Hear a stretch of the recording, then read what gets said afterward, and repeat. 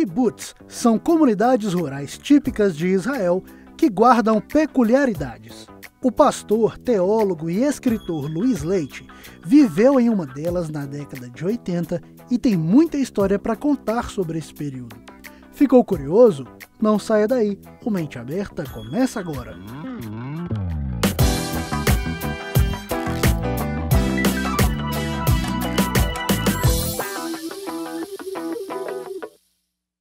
Seja bem-vindo ao nosso programa Mente Aberta de hoje e vamos falar de um assunto que tem um grande histórico no passado, mas também tem uma grande relevância no presente. Vamos falar de Israel, mas também vamos falar focando a questão dos kibbutz. Você conhece o termo kibbutz? O que é um kibbutz? Para conversar sobre esse assunto, eu tenho o prazer de receber aqui no programa Mente Aberta o pastor Louis Leite. Pastor Louis, que já foi um morador do kibbutz. Pastor, seja bem-vindo. É morador que a gente fala? Pode-se dizer que sim, né? Mas, na verdade, os estrangeiros chegam aos kibbutz através de um programa, né, de voluntariado, onde somos aqueles que se candidatam, né, são recebidos como voluntários, né? E ali tem um período que se pode ficar, não é, visto de permanência, aquela coisa toda. Pastor Luiz foi um dos responsáveis por eu ter a famosa inveja santa. Um dia eu estava conversando com o senhor, pastor, e foi até na sua igreja. A gente estava conversando e quando você me falou dessa sua experiência. E eu confesso, eu não tive inveja não, mas eu fiquei muito admirado porque na minha adolescência e juventude, quando eu lia sobre kibbutz, eu achava que uma experiência tão singular, não é? Ainda mais sendo Israel. Me conta aí, como é que foi a sua aproximação com esse conceito kibbutz? Explica o que é um kibbutz e como é que foi sua aproximação. Sim, os kibbutz são uma espécie de fazenda coletiva, não é? Uma comunidade rural que, na verdade, está na base, na origem do nascimento do Estado de Israel. Ah, é? Exatamente. A partir do final do século XIX, né, o movimento sionista começa a comprar propriedades, não é, na região. No século XIX ali era propriedade, era da Inglaterra já não, né? Não. Até o século XIX toda aquela região pertence ao Império Turco Otomano. O Império Turco Otomano ele está já agonizando, né? E ao final da Primeira Guerra Mundial, em 1917, pode-se dizer que o Império Turco Otomano foi extinto, né? Assim nasceu a Turquia moderna.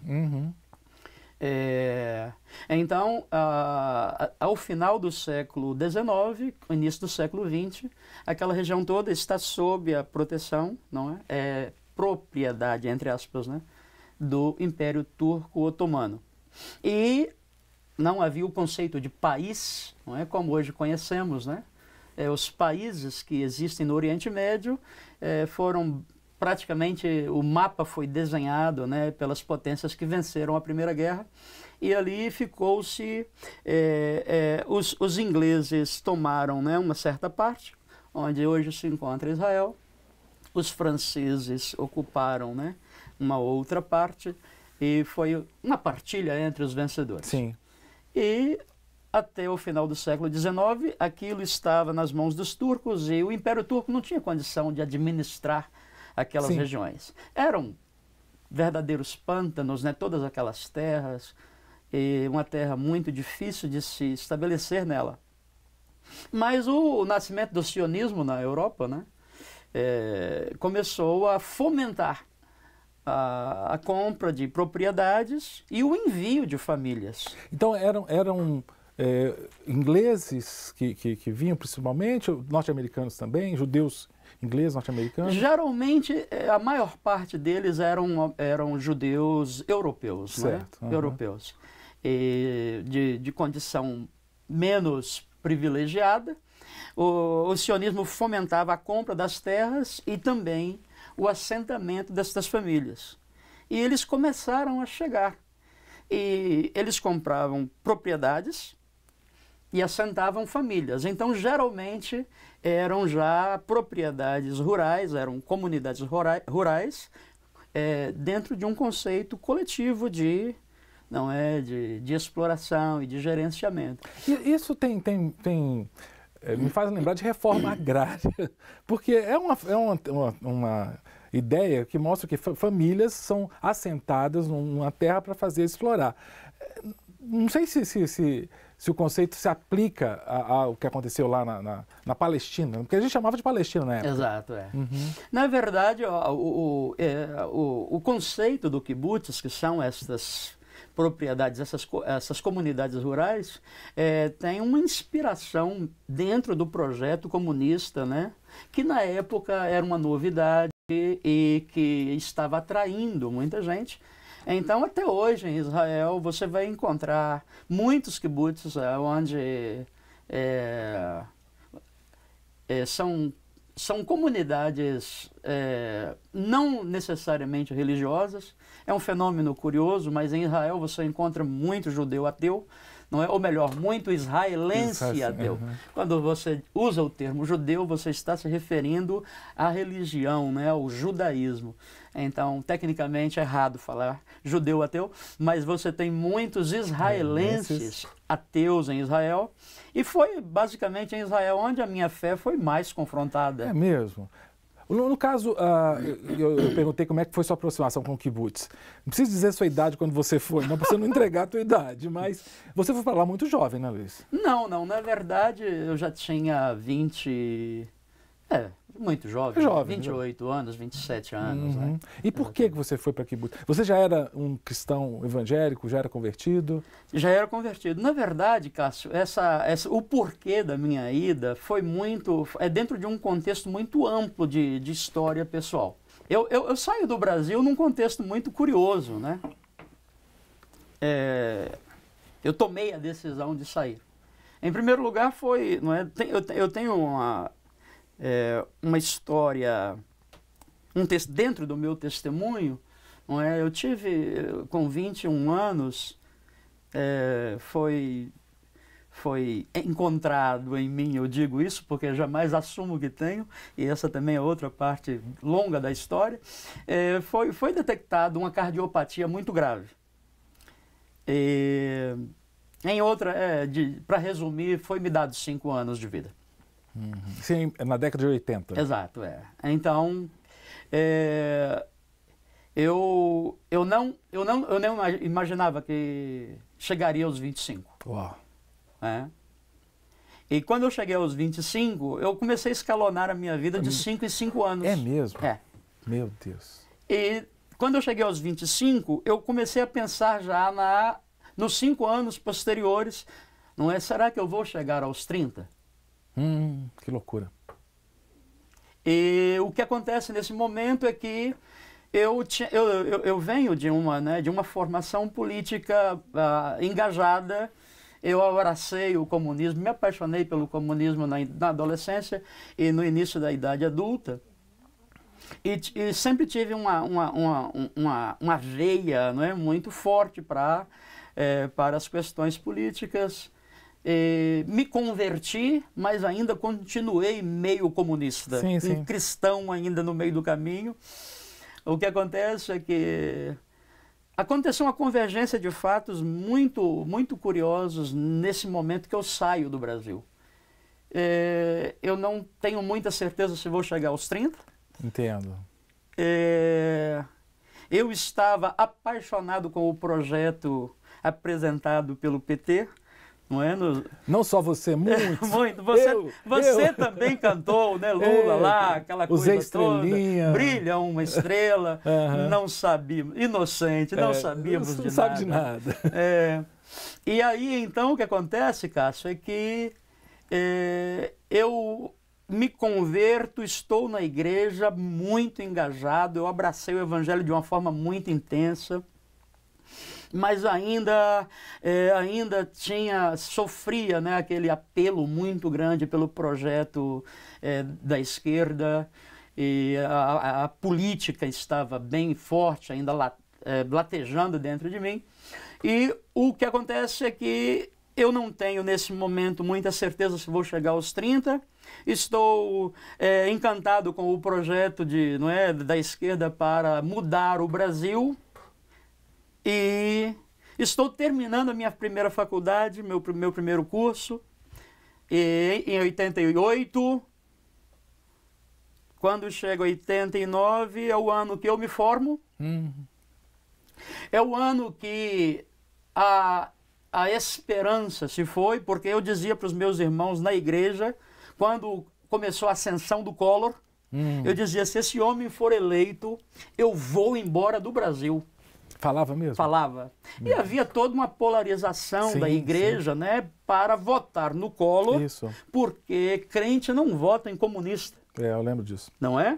Crente não vota em comunista, a igreja não pode votar no Lula, e havia uma campanha. Isso. E o segundo turno foi Collor versus Lula. Exatamente. Aí Collor vai para o segundo turno e eu digo para os irmãos, se esse homem for eleito, eu vou embora do Brasil. E cumpriu a promessa.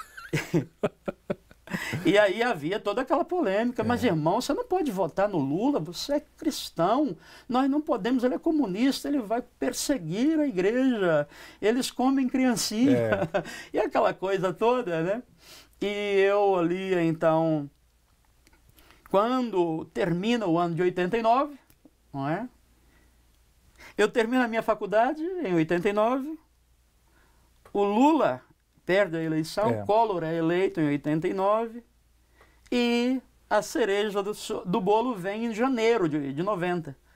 Eu estava muito bem empregado numa multinacional alemã, ou melhor, numa multinacional americana, Westinghouse Corporation.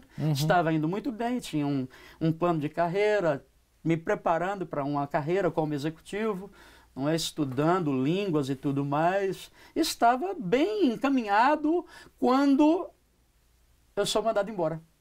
É mesmo? Então, Lula perde a eleição, Collor é eleito, eu sou mandado embora, não tenho lá muita segurança que vou chegar aos 30. Recém-formado? Recém-formado, termino a minha faculdade nesse ano. Em janeiro do ano seguinte, eu sou mandado embora. Meu Deus. E em março... Confiscam-se o dinheiro da poupança. Meu Deus! Meu Deus, quem é novo não passou por isso. Gente, eu lembro aquele dia, Zélia Cardoso de Mello. Você lembra? Meu Deus, 50 mil cruzados, não foi um cruzeiro, nem lembro o que. Gente, foi um trauma aquele Eu dia. só sei que eu peguei o meu fundo de garantia, coloquei na poupança. Estava dando, pastor Luiz, estava dando mais de 80% ao mês. Era o overnight, porque se você não colocar, você perdia o dinheiro de um dia para o outro. Exatamente. Aí confiscou tudo. Aí pego o meu fundo de garantia, coloco na poupança, pois bem, agora vou dar uma relaxada. Isso. Não é? E pensei assim, vou dar uma relaxada, não vou nem procurar emprego imediatamente. Sim. E comecei a planejar. Vou fazer uma viagem a Israel. Eu tenho dinheiro e estou, não é, temporariamente desempregado, não é? Eu já tinha um currículo bom, apesar da idade, já vinha de uma outra multinacional alemã, não é? Dessa multinacional alemã, fui para uma multinacional americana, tinha um currículo mais ou menos formidável já para a minha idade. Eu dizia, vou dar uma relaxada, vou viajar, vou cumprir um sonho. Antes de morrer, eu preciso conhecer Israel. Então, peraí, que você vai contar com detalhes como é que foi essa ida e o porquê kibbutz, porque o kibbutz eu sempre ouvi falar que era coisa meio socialista. Acho que tem um pouco a ver. Mas se fala depois do intervalo, Sim. Tá bom, pastor? Nós vamos para um breve intervalo e voltamos já já com o pastor Luiz Leite, falando sobre kibbutz aqui no Mente Aberta.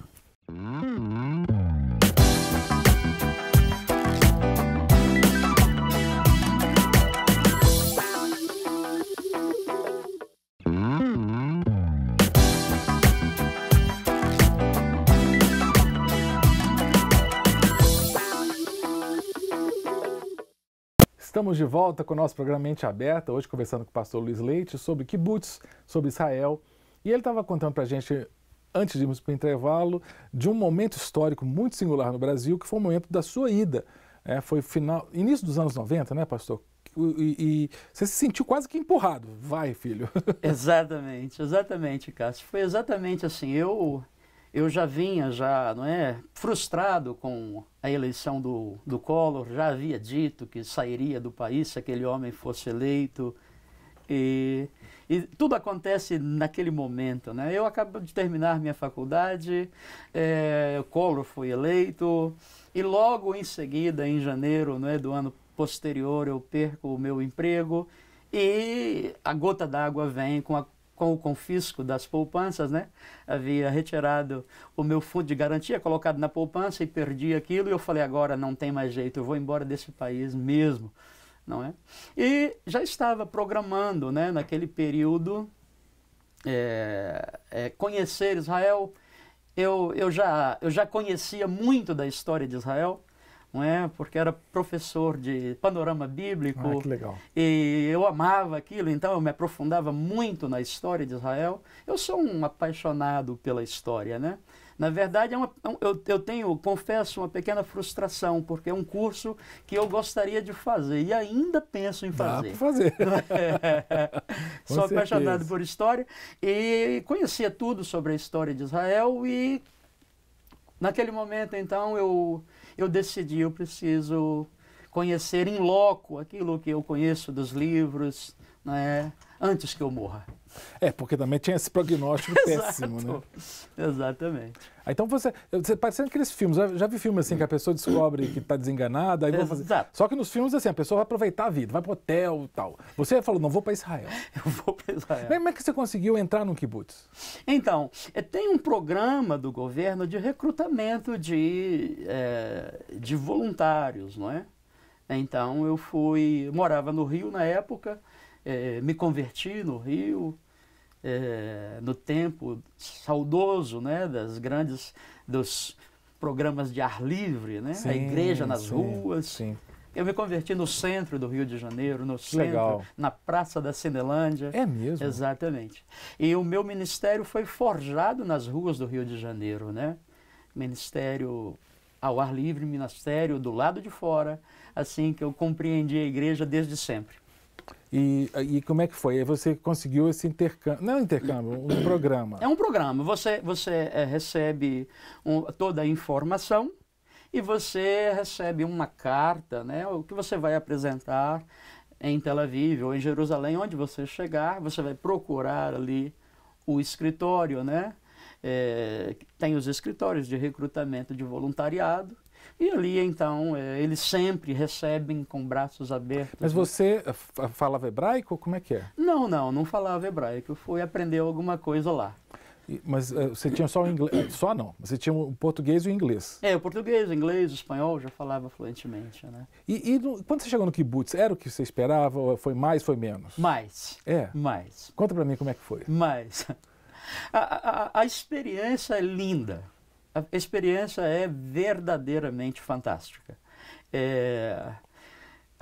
Os kibbutz são muito organizados, não é? Todos eles têm piscina, têm quadras de tênis, têm campos de futebol, todos eles têm residência muito apropriada, né? São alojamentos? Alojamentos não. Você tem os membros permanentes, cada um tem a sua casa.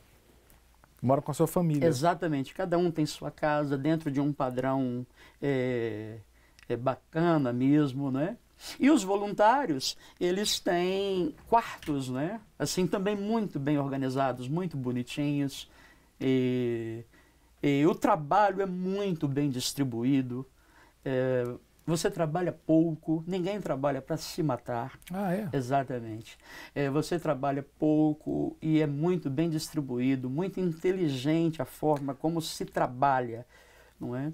E é curioso que dentro da comunidade, dentro do kibbutz, ninguém é superior a ninguém. Ah, não tem hierarquia? A experiência é socialista mesmo. É socialista mesmo, né?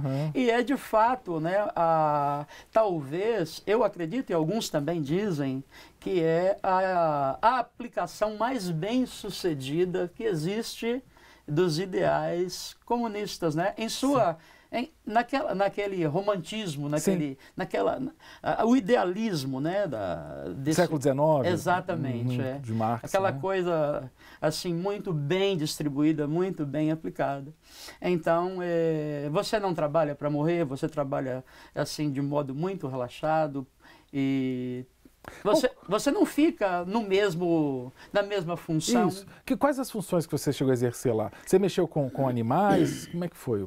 Os kibbutz em Israel, eles têm uma diversidade de atividades, não é? Tanto atividades agrícolas como pequenas atividades industriais. Então, todos os kibbutz têm piscicultura. Olha. Todos os kibbutz têm avicultura, não é? No kibbutz que eu morei, no norte de Israel, bem no alto lá da Galileia, o Jordão passava dentro da propriedade, não é? Então você tem cultura de maçã, você tem outras frutas, não é? E algumas outras atividades agrícolas. Tem o gado leiteiro, né, criado naturalmente em confinamento, né? As vacas holandesas dando lá 40, 60 litros de leite.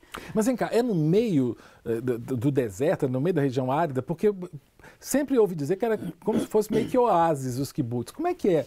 Assim, é como se eu fosse no estado do Nordeste, no sertão nordestino, e visse uma ilha de prosperidade? Muitos kibbutz assim. Você fica impressionado. Você fica impressionado com o que você vê, com o que eles fazem lá. Não é? Então tem muitos kibbutz espalhados por todo o território e alguns deles estão em região de deserto. E você falou que o Rio Jordão cruzava o kibbutz. Na minha região, eu estava a 5 quilômetros da fronteira com o Líbano. Ah, tá bem ao norte. Bem lá em cima, não é? O Jordão passava no meio da propriedade, passa, né? No meio deste kibbutz. Então, tem um suprimento Sim, de água, né? irrigado. Assim, bastante abundante. E, então, no kibbutz você tem todo tipo de atividades, né? Você tem... o trabalho é dividido, não é? Essa semana você trabalha com o leite, a outra semana você trabalha com a piscicultura, na outra você vai para a colheita da maçã, na outra você vai trabalhar na cozinha, não é? O kibbutz tem um sistema de refeitório comunitário, que é a coisa mais gostosa do kibbutz. Todo mundo toma as refeições juntos. Então, no meu kibbutz, havia cerca de 600 pessoas. Meu Deus, muita gente. É grande, é uma pequena comunidade, 600 pessoas, e aquele refeitório enorme no centro do kibbutz. Então todo mundo vai fazer suas refeições ali. Em conjunto. Mas café da manhã, almoço, janta, tudo juntos. Não eram só israelenses, porque você estava lá. Exato. Pessoas de várias nações estavam lá. Exato. Mais sul-americanos? A experiência no kibbutz ela é muito rica porque ela é multicultural mesmo. Sim. Não é? Então, você tem os israelenses, você tem muitos judeus vindos, não é, de outros países. Entendo. Então, você vai ouvir muitas línguas. Você tem muitos judeus, não é, oriundos da América do Sul, da Europa. Mas quando você diz judeus, então, porque eu queria chegar aí. Você falou do refeitório, porque eu saí do refeitório que eu estava pensando. Esses judeus são judeus mesmo? Quer dizer, não comem carne de porco, comida kosher, ou não? São judeus só nominais? Exatamente, isso que é muito curioso, né? Você tem em Israel um número muito grande de israelenses que não são necessariamente judeus. Isso. E eles fazem questão de deixar isso claro, não é? Eu sou israelense, mas eu não sou judeu. Ou seja, então é muito comum israelenses que não seguem a regra, né, do judaísmo. Por essa razão, você tem uma seção lá que tem a comida própria deles, né? E você tem a comida normal, não é? Mas não, por uma questão de cultura, você não vai comer carne de porco. Para não ofender. Exatamente. Então isso aí você não vai encontrar lá. Se você quiser comer carne de porco, você vai ter que ir a outro lugar. Outro lugar. No caso religioso, você já era recém-convertido, você já era convertido, você mencionou, pastor. Você tinha liberdade de ler a Bíblia? Como é que era essa questão religiosa no kibbutz? Não há qualquer forma de repressão.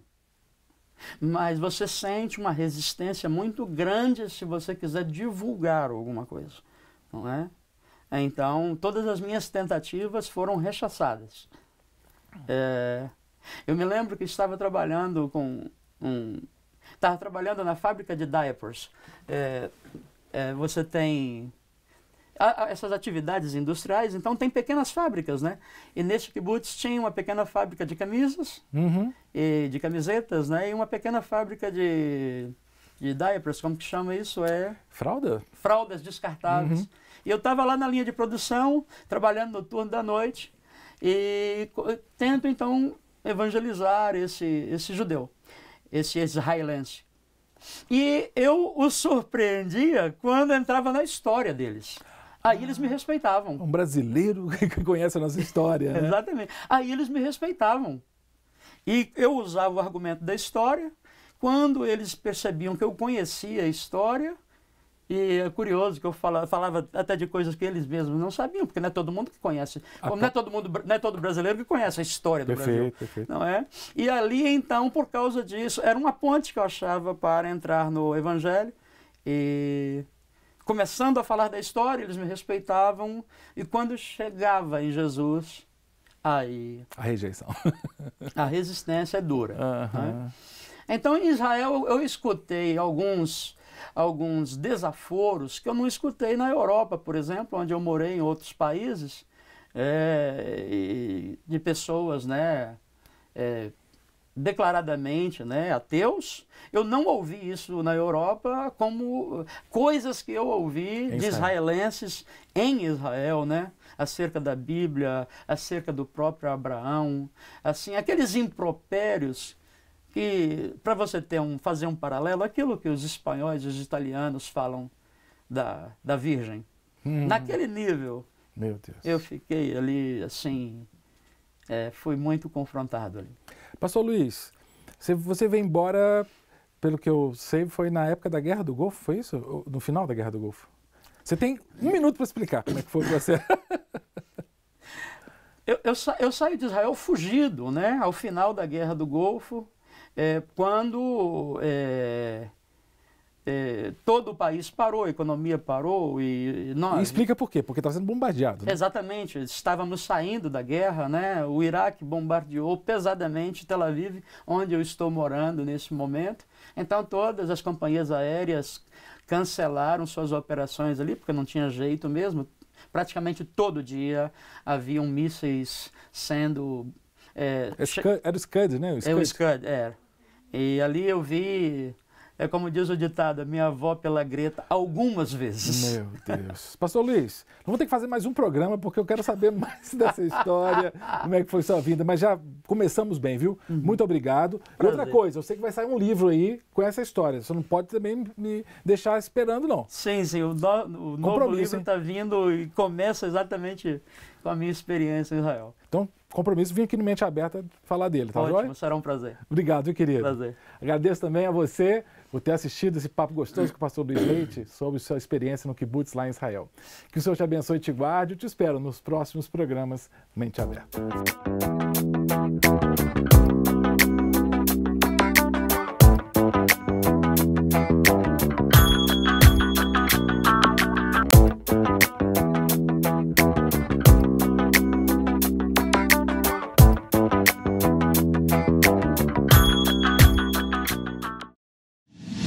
Para receber todas as novidades do canal, inscreva-se e, se curtir o vídeo, clique em gostei. Aproveite para acompanhar a Rede Super nas redes sociais.